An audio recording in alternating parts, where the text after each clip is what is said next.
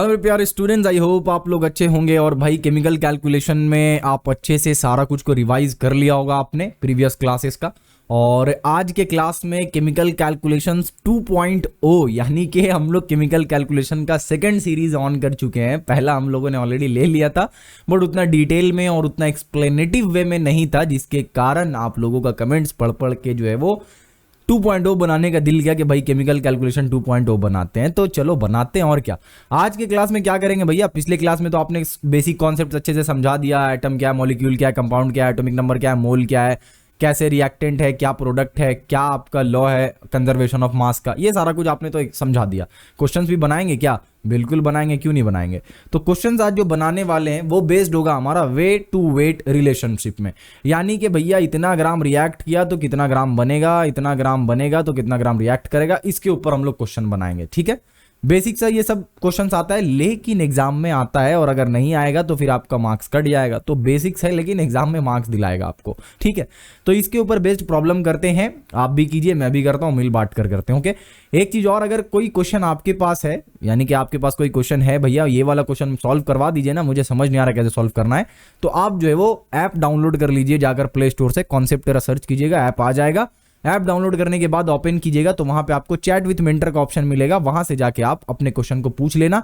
अगर आपका क्वेश्चन बहुत तगड़ा हुआ तो उस क्वेश्चन के ऊपर मैं वीडियो भी बना दूंगा, और ये जो सीरीज हमारा चल रहा है केमिकल कैलकुलेशन का, इसी सीरीज के साथ आपका क्वेश्चन भी वीडियो के फॉर्म में सोल्यूशन मिल जाएगा आपको। तो अगर कुछ ऐसा सिनेरियो आपके साथ है कि कोई क्वेश्चन है जो आपको लग रहा है बड़ा मजेदार क्वेश्चन है, ये बनाएंगे भैया तो मजा आ जाएगा, तो आप उसको कॉन्सेप्ट ऐप में जाइए और चैट विद मेंटर वाले सेक्शन में चैट करते वक्त आप वो सेंड कर दीजिए कि भैया को बोलना कि ये वाला क्वेश्चन एक बार सॉल्व करने के लिए। ठीक है, चलो ठीक है, बाय द वे स्टार्ट करते हैं आज का क्वेश्चन हम लोग। सबसे पहला क्वेश्चन क्या है, how much quantity of limestone. बहुत बेसिक क्वेश्चन है, बहुत बेसिक क्वेश्चन है। ठीक है, limestone will be required to prepare 50 kg of quick lime.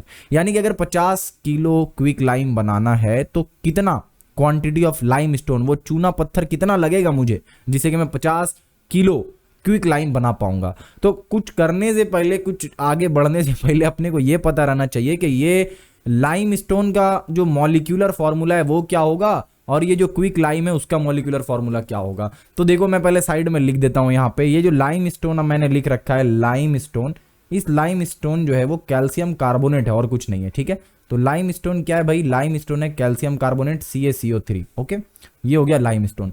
ये क्विक लाइम क्या है भाई, तो क्विक लाइम कुछ नहीं है बल्कि QUIC के ना, हाँ क्विक लाइम। ये क्विक लाइम क्या है, तो क्विक लाइम कुछ नहीं है बल्कि कैल्शियम ऑक्साइड को हम लोग क्विक लाइम कहते हैं, CaO। ओके, नाम मैं लिखते जा रहा हूं साइड में ताकि बाद में आप जब देखो तो आपको पता रहे किसको क्या कहते हैं। रिएक्शन में देखो हो क्या रहा है कि लाइमस्टोन से क्या बन रहा है भाई, लाइमस्टोन से कैल्शियम ऑक्साइड बन रहा है। अब यहाँ पे लाइमस्टोन से कैल्शियम ऑक्साइड बन रहा है, इसका मतलब क्या हो रहा है, देखो अच्छे से, CaCO3। रिएक्शन आपको याद करना पड़ेगा, कोई दूसरा उपाय आपको नहीं है। बैलेंसिंग कर सकते हो लेकिन आपको एटलीस्ट ये तो पता होना चाहिए ना कि कौन किसके साथ रिएक्ट करेगा। तो यहाँ पे CaCO3 जो है वो डिकम्पोज हो जाएगा। ठीक है, ये किसी के साथ रिएक्ट नहीं कर रहा है, ये डिकम्पोज हो जा रहा है किसमें किसमें, कैल्शियम ऑक्साइड में यानी कि क्विक लाइम में, एंड O2 में ये डिकम्पोज हो जा रहा है। अब यहाँ पे अपना बुद्धि लगा सकते हो, लास्ट क्लास में मैंने आपको बताया था कि कैसे बैलेंस करना है। अच्छे से देखो यहाँ पे, तो आई होप सो कि बैलेंस करने का भी जरूरत नहीं है। जैसे कैल्शियम यहाँ पे कितना है, एक एटम है यहाँ पे कैल्शियम का, तो यहाँ पे भी कैल्शियम का एक ही एटम है। यहाँ पे आपको दिख रहा है कार्बन का एक एटम है, तो यहाँ पे भी आपको नहीं, अब सही है, अब सही है, हाँ। तो ये हो गया कैल्शियम ऑक्साइड और ये हो गया कार्बन डाइऑक्साइड। ठीक है, तो CaO और CO2 ये आपका यहाँ पे बन गया। क्लियर है। अब क्वेश्चन क्या है कि how much quantity of limestone will be required to prepare 50 kg of quick lime. एकदम बेसिक है, आपने क्लास 6 में पढ़ा रखा है, उसी मेथड से करेंगे सॉल्व। कैसे देखो, अभी सबसे पहले आपको क्या निकालना रहेगा कि CaCO3 का जो है यहाँ पे कितना वेट है। तो 1 मोल है यहाँ पे, तो 1 मोल में बेसिकली कितना वेट होगा वैसे ही निकाल लेना है आपको। क्या क्या यहाँ पे एटम मिला हुआ है, तो Ca मिला हुआ यानी कैल्शियम, मैंने लिख रखा है कैल्शियम का 40 ग्राम वेट होगा, कार्बन का आपका 12 होगा, ऑक्सीजन का आपका 16 होगा। ठीक है, यहाँ पे कैल्शियम का एक एटम है तो 40, प्लस यहाँ पे कार्बन का 12 एटम है तो 40 प्लस 12 यानी कि आपका 52, और यहाँ पे ऑक्सीजन का 3 एटम आपको दिख रहा है यानी 16 दूना 32 और 16 दूना 32, 16 3 48, यानी कि टोटल मिला के 52 प्लस 48, तो यहाँ पे हो गया आपका 100 ग्राम। ठीक है, क्लियर है। अच्छा, नेक्स्ट, ये 100 ग्राम जब रिएक्ट कर रहा है या डिकम्पोज हो रहा है तो हमें क्या मिल रहा है, CaO मिल रहा है। ठीक है, और ये जो CaO मिल रहा है इसका कितना वेट है यहाँ पे, तो कैल्शियम का हमें 40 दिख रहा है, ऑक्सीजन का हमें 16 दिख रहा है, 40 और 16 मुझे 56 दिख रहा है। ठीक है, ओके, क्या कंक्लूजन निकला भैया? कंक्लूजन ये निकला हमारा यहाँ पे, कंक्लूजन ये निकला हमारा यहाँ पे कि जब 100 ग्राम CaCO3 रिएक्ट कर रहा है तो हमें क्या मिल रहा है? 56 ग्राम कैल्शियम ऑक्साइड बोल दो या फिर इसको सिंपली क्विक लाइम बोल दो आप, वो मिल रहा है। ठीक है, अब यहां से थोड़ा सा फंडा शुरू करेंगे। देखो, जो भी चीज आपको नहीं पता रहेगा उसको आप क्या करोगे? बाद में लोगे, और इनिशियल वो चीज लोगे जो आपको पता है कि कितना ग्राम मेरे को चाहिए। तो आपको ये पता है कि आपको 50 ग्राम क्विक लाइम चाहिए, तो इसीलिए यहां से स्टार्ट कीजिएगा आप कि 56 ग्राम क्विक लाइम को बनाने के लिए, यानी 56 ग्राम CaO को बनाने के लिए आपको 100 ग्राम CaCO3 की जरूरत पड़ रही है। ठीक है, आप देख रहे हो ना, जब यहां पे 100 ग्राम CaCO3 रिएक्ट कर रहा है या डिकम्पोज हो रहा है, तब आपका कहीं जाकर 56 ग्राम मिल रहा है। यानी कि 56 ग्राम CaO बनाने के लिए एटलीस्ट आपको 100 ग्राम CaCO3 चाहिए। ठीक है ना, यही आपका बेसिक फंडा है। अब यहां पे यूनिटरी मेथड का इस्तेमाल करेंगे, जो कि हमने 6 में या 5 में पढ़ रखा था कि अगर 1 ग्राम CaO निकालना रहा तो कितना लगेगा। तो 1 ग्राम अगर निकालना रहा हम लोगों को, तो सिंपली हम लोगों को दिख रहा है कि 100 को डिवाइडेड बाई 56 कर देंगे। ये तो हम लोगों ने पहले ही पढ़ा है कि अगर 10 रुपए का मान लो 4 पेन मिल रहा है तो 1 रुपए का, यानी 4 पेन मैंने 10 रुपए में खरीदा तो 1 पेन मैंने कितने में खरीदा। इस तरीके से तो पहले भी हम लोग निकालते आ रहे थे ना बचपन में, वही चीज यहाँ कर रहे हैं कि 56 ग्राम अगर 100 ग्राम में बन रहा है तो 1 ग्राम के लिए कितना ग्राम की जरूरत पड़ेगी, तो 100/56 ग्राम CaCO3 की जरूरत पड़ेगी। लेकिन हमें 1 ग्राम थोड़ी निकालना था, हमें निकालना था 50 kg। और आपको पता है कि 50 kg कितना होता है? हाँ बिल्कुल पता है भैया, 50 kg जो होता है वो होता है 50,000 ग्राम होता है। ठीक है, तो आपको बेसिकली ये पता करना है ना कि 50,000 ग्राम CaO बनाने के लिए कितना कैल्शियम कार्बोनेट की जरूरत पड़ेगी, यानी कि कितना लाइमस्टोन का जरूरत पड़ेगा। ठीक है, तो हम लोग सिंपली इसको डिवाइडेड बाई 56 कर देते हैं, मल्टीप्लाई कर देते हैं, किससे? इससे मल्टीप्लाई कर देते हैं हम लोग। ठीक है, मल्टीप्लाई करने के बाद हम लोगों को ये पता चलेगा कि एक्चुअल में ये जो वैल्यू आएगा वही वैल्यू हमारा होगा आंसर। ओके, वही वैल्यू होगा हमारा आंसर। और यहां पे एक चीज याद रखना कि आंसर मैं नहीं लिखूंगा, बिल्कुल नहीं लिखूंगा। 1-2 दिन के बाद हो सकता है मैं कमेंट सेक्शन में आंसर को पिन कर दूं, लेकिन जो बच्चे रेगुलर क्लास अभी अटेंड कर रहे हैं, ये जिम्मेदारी मैं उनको दूंगा कि आप खुद से सॉल्व कीजिए और कमेंट सेक्शन में धड़ धड़ जाकर आंसर लिख दीजिए। अभी नहीं लिखना है, अभी रुक जाओ, जितना भी क्वेश्चन है वो सबको पहले देख लो अच्छे से, और उन सब का आंसर आप एक साथ लिखना कि क्वेश्चन नंबर 1 का आंसर ये है, क्वेश्चन नंबर 2 का आंसर ये है, क्वेश्चन नंबर 3 का आंसर ये है। ठीक है, कुछ दिन बाद मैं कमेंट एक अपना पिन कर दूंगा जिसमें राइट आंसर्स में लिख दूंगा, उससे आप वेरीफाई कर लेना कि आपका आंसर सही गया या गलत गया। ठीक है, तो ये जो आपका वैल्यू आएगा एक्चुअल में यही आपका आंसर आएगा। ठीक है, एक चीज ध्यान रखना कि जो भी आपका वैल्यू है उसको केजी में कन्वर्ट जरूर कर लेना। ठीक है, नहीं भी करोगे तो कोई बात नहीं है, बट स्टिल कर लोगे तो ज्यादा बेहतर रहेगा। ओके, चले आगे। तो ये हो गया हमारा एक सिंपल टाइप का क्वेश्चन। नेक्स्ट क्वेश्चन में चलते हैं। नेक्स्ट क्वेश्चन है कि in a closed vessel 1 gram of magnesium is burnt with 0.5 gram of oxygen which reactant remains in excess. बोल रहा है ये कि मैग्नीशियम ऑक्साइड जो है वो बर्न हुआ है, 1 ग्राम मैग्नीशियम ऑक्साइड बर्न हुआ है कितने ग्राम ऑक्सीजन के साथ? 0.5 ग्राम ऑक्सीजन के साथ। तो बोला ये जा रहा है कि इन दोनों में से ऐसा कौन सा चीज है जो कि एक्सेस अमाउंट में बच गया है।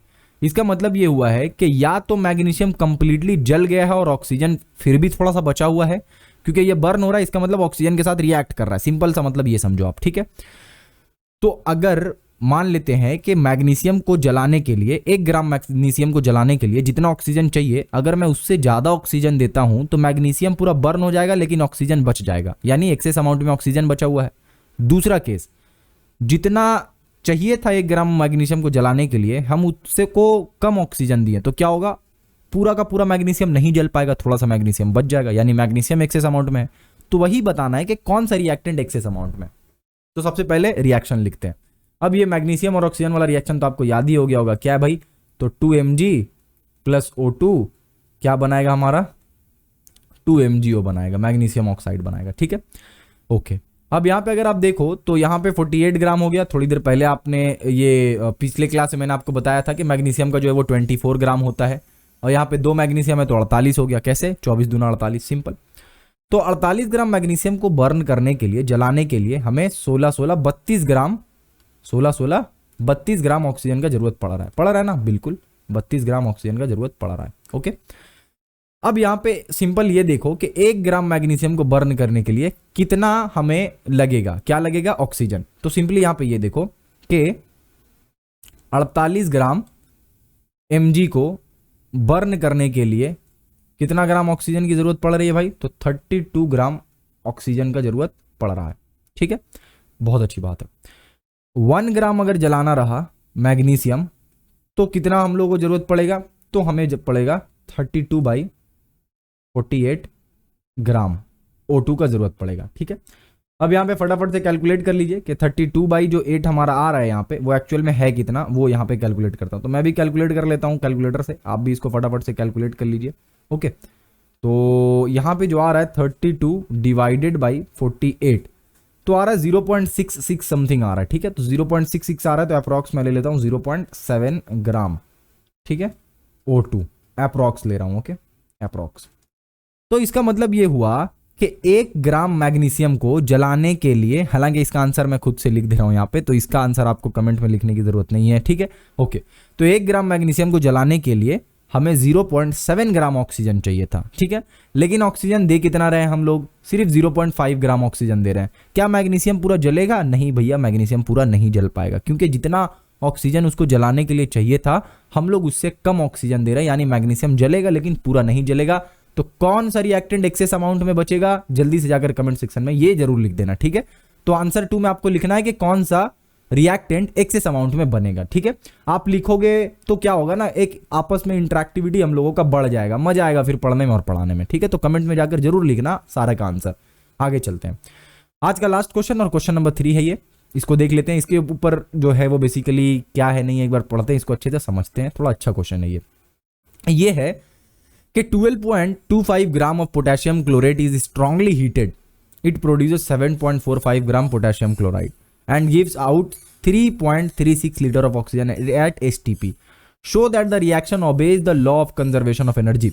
अब यहाँ पे law of conservation of energy क्या है, पहला क्लास में मैंने आपको बताया कि law of conservation of energy का मतलब हुआ कि जो रिएक्टेंट का मास होगा वो बराबर होगा प्रोडक्ट के मास के, राइट। तो सिंपली वही हमें प्रूव करना है कि यहाँ पे जो रिएक्शन होगा, केमिकल इक्वेशन जो हम यहाँ पे बेसिकली जो रिएक्शन हो रहा है, इस रिएक्शन में जो हमारा सम ऑफ रिएक्टेंट है, सम ऑफ मास ऑफ रिएक्टेंट है, वो बराबर है सम ऑफ मास ऑफ प्रोडक्ट का। ठीक है, ये प्रूव कर देना है हमें यहाँ पे, सिंपल सा। इससे पहले के कुछ आगे बढ़े हमें क्या करना होगा, पहले इक्वेशन बनाना होगा। तो क्या लिख रखा है कि पोटेशियम क्लोराइड स्ट्रांगली हीट हो रहा है और प्रोड्यूस कर रहा है क्या भाई, तो प्रोड्यूस कर रहा है पोटेशियम क्लोराइड प्रोड्यूस कर रहा है। ठीक है, और गिव आउट ऑक्सीजन भी वो रिलीज कर रहा है 3.6 इस तरीके से। ठीक है, 3.36 लीटर। तो पोटेशियम क्लोराइड क्या होता है भैया, पोटेशियम क्लोराइड होता है KCl, ये रहता तो पोटेशियम क्लोराइड होता, लेकिन यहाँ पे O3 मिल जा रहा है, तो ये हो गया पोटेशियम क्लोरेट। लिख दे रहा हूं यहाँ पे साइड में ताकि आप इसको देख सको कि पोटेशियम क्लोरेट अगर होगा तो उसका मतलब क्या होगा, उसका मतलब हो जाएगा आपका KClO3। ये सब याद कर लेना। ठीक है, जितना मैक्सिमम आपको दिख जाए उतना मैक्सिमम आप याद कर लो। तो होगा क्या यहाँ पे, ये देखो थोड़ा सा, जब ये हीट करेंगे इसको तो ये जो है वो आपका KCl बन जाएगा, यानी कि पोटेशियम क्लोराइड अलग हो जाएगा, और उसके साथ O2 बन जाएगा, यानी ऑक्सीजन अलग हो जाएगा। ठीक है, हीट करने के बाद इस तरीके से ब्रेक हो जाएगा। अब एक चीज आप यहाँ पे देख रहे होगे कि ये बैलेंस्ड नहीं है। कैसे बैलेंस्ड नहीं है भैया, तो K यहाँ पे एक है, यहाँ पे भी एक है, Cl यहाँ पे एक है, यहाँ पे भी एक है। ठीक है, लेकिन प्रॉब्लम क्या हो रहा है कि यहाँ पे ऑक्सीजन 3 दिख रहा है, यहाँ पे ऑक्सीजन सिर्फ 2 दिख रहा है।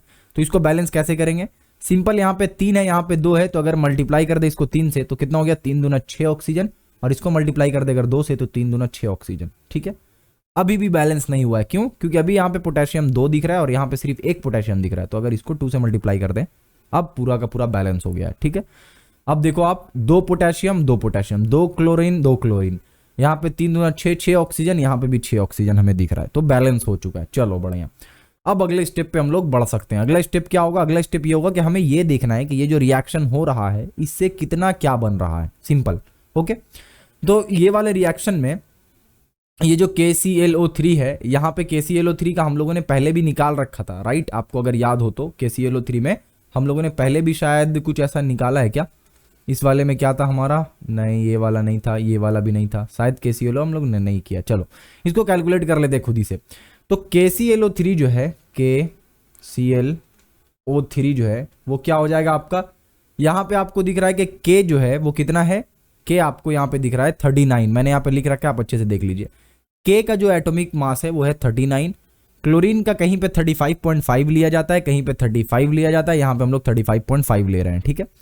तो 35.5 आपका हो जा रहा है क्लोरीन, और ऑक्सीजन कितना हो रहा है भाई, तो ऑक्सीजन तो हम लोग को अब तक याद हो जाना चाहिए 16 होता है, और यहाँ पे 3 है, तो 16 दूना 32, 16 3 48, यानी कि 48 ग्राम यहाँ पे ऑक्सीजन है। ओके, तीनों को जोड़ दो तो हो गया 39, ओके, प्लस 35.5 हो गया, ओके, प्लस ऑक्सीजन कितना हो गया, 16 दूना 32, 16 3 48 हो गया। ओके ओके ओके, ठीक है।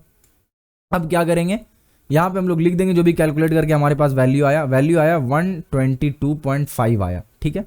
लेकिन हमें जरूरत है 2 KClO3 का, ठीक है, हमें जरूरत है 2 KClO3 का। तो हम लोग क्या करेंगे, हम लोग यहाँ पे लिखेंगे 2 KClO3 इज इक्वल्स टू क्या हो गया हमारा 122.5 आया था, अगर आप कैलकुलेट करोगे तो उसको डबल कर देंगे तो हो जाएगा हमारा 245 ग्राम, ठीक है।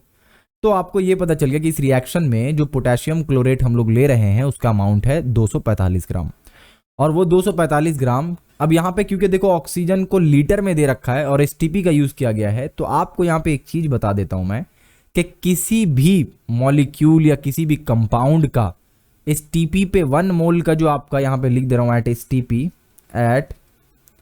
STP 1 mole is equals to 22.4 litre होगा, किसी भी इसका वॉल्यूम 22.4 लीटर होगा, ठीक है। वो चाहे H2O हो, वो चाहे कैल्शियम कार्बोनेट हो, या वो कैल्शियम ऑक्साइड हो, कुछ भी हो, अगर STP पे 1 मोल कंसीडर कर रहा हूं मैं तो उसका वॉल्यूम होगा 22.4 लीटर, ठीक है। ये एकदम अच्छे से याद रखना, ये आपका मोलर वॉल्यूम होगा STP पे। तो STP पे किसी भी चीज का मोलर वॉल्यूम, जो कि मैंने बिहेवियर ऑफ गैसेस में आप लोगों को बिहेवियर ऑफ गैसेस में आप लोगों को मैंने पढ़ाया था, जब अवोगाड्रो नंबर वगैरह, अवोगाड्रो लॉ में जब मैं पढ़ा रहा था, तो आपको मैंने ऑलरेडी पढ़ाया था ये चीज कि STP पे मोलर वॉल्यूम जो होगा किसी भी गैस का, किसी भी एलिमेंट कुछ भी हो, किसी भी गैस का मोलर वॉल्यूम जो होगा वो 22.4 लीटर होगा, ठीक है। तो इस तरीके से अगर यहाँ पे देखें तो 3 मोल O2 यहाँ पे, यानी 3 मोल ऑक्सीजन है, तो इसका मतलब क्या होगा, कितना वॉल्यूम यहाँ पे हो जाएगा 3 इंटू 22.4 लीटर। अब यहाँ पे 3 इंटू 22.4 आप निकाल लो कितना हो रहा है टोटल, तो 3 इंटू 22.4 आपका हो जा रहा है 22.4 इंटू 3 आपका 67.2 लीटर हो जा रहा है, ठीक है। तो यहाँ पे हो रहा है 67.2 लीटर, मैं लिख देता हूँ यहाँ पे कि 3O2 जो है वो बना रहा है 67.2 लीटर, ठीक है। ये डेटा आपने निकाला स्टैंडर्ड इक्वेशन से, यानी कि जो इक्वेशन स्टैंडर्ड है कि भैया इस तरीके से ये वाला इक्वेशन काम करेगा, उससे हम लोगों ने निकाल लिया। एक काम करते हैं, इस इक्वेशन को थोड़ा सा साइड में ले लेते हैं, ठीक है। इस इक्वेशन को थोड़ा सा इधर लेकर आते हैं। अब ठीक है, चलो आगे बढ़े। बिल्कुल भैया, क्यों नहीं बढ़ेंगे आगे, चलो तब। तो ये हमने इक्वेशन बेसिकली साइड में ले लिया ताकि अच्छे से कर पाए। बाय द वे, हमने स्टैंडर्ड इक्वेशन से ये पता किया कि अगर 245 ग्राम, क्या बोला मैंने, 245 ग्राम अगर है तो वो कितना है 67.2 लीटर बेसिकली हमें ऑक्सीजन मॉलिक्यूल देगा। सिंपल है, ओके। और ये वाला वैलिड है, ये आपका law of conservation of mass सबको फॉलो कर रहा है, हाँ फॉलो कर रहा है। अब इसके हेल्प से, इसके मदद से हम ये प्रूव करेंगे कि जो ऊपर का डेटा दिया हुआ है वो फॉलो कर रहा है या नहीं कर रहा है, ठीक है।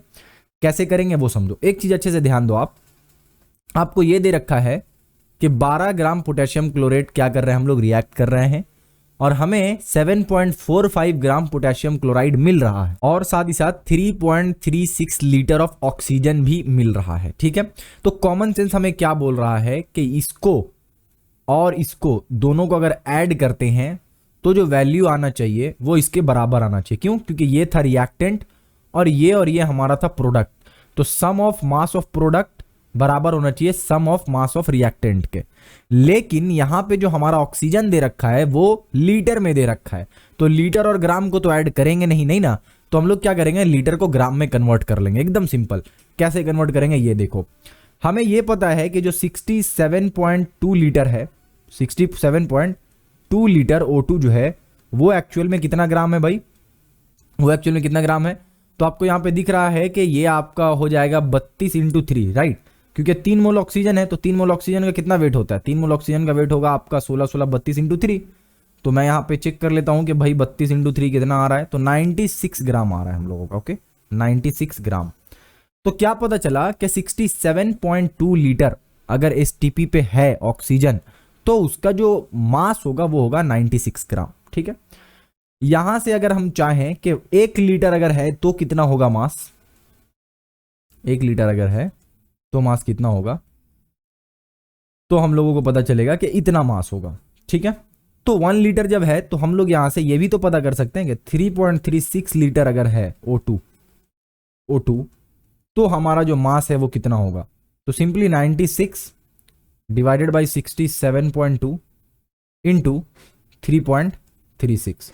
अब इसको फटाफट से जितना जल्दी हो सके आप कैलकुलेट कर लो, इसको मैं भी कैलकुलेट करता हूं। तो 96 इंटू 3.36 हो गया, और उसको हम लोग डिवाइड कर दे रहे हैं 67 पॉइंट कितना है भाई, 67.2 से। ठीक है, तो हम लोग का जो वैल्यू यहाँ पे आ रहा है वो आ रहा है 44.8। ठीक है, 4.8 ग्राम आ रहा है। ठीक है, अच्छा, तो इसका मतलब क्या हुआ, इसका मतलब ये हुआ कि जो हमारा क्या कहते हैं पोटेशियम क्लोराइड है वो तो ऑलरेडी दे रखा था, क्या दे रखा था कि 7.45 ग्राम है। Okay, very good. उसके बाद हमें ये दे रखा था कि जो ऑक्सीजन है वो कितना मिल रहा है, 3.36 लीटर मिल रहा है, एसटीपी पे मिल रहा है, स्टैंडर्ड टेम्परेचर प्रेशर पे मिल रहा है। ठीक है, स्टैंडर्ड टेम्परेचर प्रेशर का आपको प्रॉपर्टी मैंने बता ही दिया कि 1 मोल या फिर मॉलिक्यूलर मास, मॉलिक्यूलर वॉल्यूम किसी भी कंपाउंड का, किसी भी मॉलिक्यूल का 22.4 लीटर होगा एसटीपी पे। ठीक है, तो उसी प्रॉपर्टी को यूज करके हम लोगों ने यहाँ पे निकाला कि एसटीपी पे 3.36 लीटर ऑक्सीजन का कितना वेट होगा, तो हमें पता चला कि 4.8 ग्राम होगा। अब अगर यहाँ पे सिंपल एक चीज करता हूं मैं, और वो चीज क्या है कि अगर मैं प्रोडक्ट का मास का सम निकालूं तो कितना आएगा, 7.45, ये पहले दे रखा था, और 3.36 लीटर ऑफ ऑक्सीजन एसटीपी पे हम लोगों ने क्या निकाला मास, 4.8, तो 4.8 हम लोगों ने निकाला। ठीक है, अब इन दोनों को क्या करना रहेगा, इन दोनों को सिंपली हम लोगों को प्लस कर देना रहेगा। तो 7.45 प्लस 4.8 क्या मिल रहा है हमें, 12.25 एग्जैक्टली मिल रहा है, 12.25 एग्जैक्टली मिल रहा है। यानी कि यस, हमने प्रूव कर दिया कि ये law of conservation of energy को फॉलो कर रहा है, ये law of conservation of mass को बेसिकली यहाँ पे ये फॉलो कर रहा है। ठीक है ना, तो law of conservation of energy नहीं होगा यहाँ पे, law of conservation of mass होगा। इसको मैं इरेज करता हूँ, उतनी देर से मैं ध्यान नहीं दे रहा था इस पे। ये आपका law of conservation of mass होगा। ओके, मास। चलो, तो इस तरीके से आप, ये क्वेश्चन थोड़ा सा ट्रिकी था, थोड़ा सा इसमें टाइम भी हम लोगों को ज्यादा लगा, बट कोई नहीं, हमें आइडिया मिल रहा है धीरे धीरे कि अलग अलग टाइप के क्वेश्चंस को कैसे हम लोग सॉल्व करेंगे। ओके ओके, अच्छा, एक बात और आप ध्यान देना कि जो कॉन्सेप्ट ऐप मैंने आपको डाउनलोड करने बोला था, वहां पे बहुत सारा फ्री लेक्चर वीडियो भी आपको मिलेगा। यानी कि आपका हिस्ट्री से भी कुछ वीडियोस रहेगा, ज्योग्राफी का भी कुछ वीडियोस है, मैथ वगैरह सारे का कुछ ना कुछ वीडियोस आपको फ्री मिलेगा, डेमो वीडियो। अगर आपको वो वीडियो पसंद आता है और आप चाह रहे हो कि हाँ भैया इसी तरीके से मैं पूरा पढ़ाई करना चाहता हूँ, कहीं नहीं जाना चाहता हूँ, कोचिंग वगैरह कुछ नहीं, आपसे ही पूरा पढ़ना चाह रहा हूँ, आपके प्लेटफॉर्म पे और आपके टीम से ही पूरा पढ़ना चाह रहा हूँ, और मुझे सारा का सारा स्टडी जगह एक ही जगह पे चाहिए, राइट, मुझे ट्रैवल वगैरह कुछ नहीं करना है, घर पे बैठकर ही सारा कुछ पढ़ लेना है, मुझे मॉक टेस्ट दे देना है, जो भी है सब घर पे करना है और अच्छे से करना है, ताकि एग्जाम में मजा आ जाए, एकदम अच्छा परफॉर्मेंस कर सकूं मैं। तो आप C+ ज्वाइन कर सकते हो, ठीक है, जहां पे आपको ये सारा फैसिलिटी मिल जाएगा बहुत ही मिनिमल प्राइस पे। तो मोर डिटेल इसको और जानने के लिए आप चैट विथ मेंटर वाले ऑप्शन में जाकर इसके बारे में डिटेल ले सकते हो।